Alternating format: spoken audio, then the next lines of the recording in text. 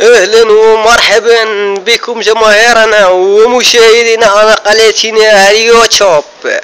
مشاهدي المعلق الاكثر من رائع بامتياز يوسف زمرانو مع الفيديوهات المبتدئين في السكيرادة رول البلاد.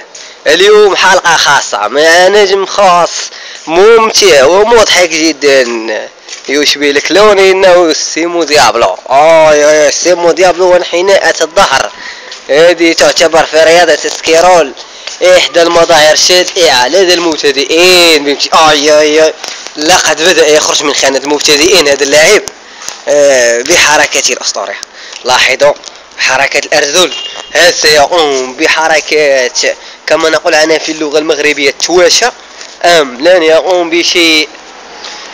سوف ننظر وننتظر، وسوف نترك للعبارات وللحركات مجالا شاسعا في هذا الفيديو. Welcome. Now Simo Diablo is training the game for playing Rolling Blade. سيمو ديابلو يتمرن الآن على الرولينج بليد، وهو يلبس لباس بدائي جدا، لباس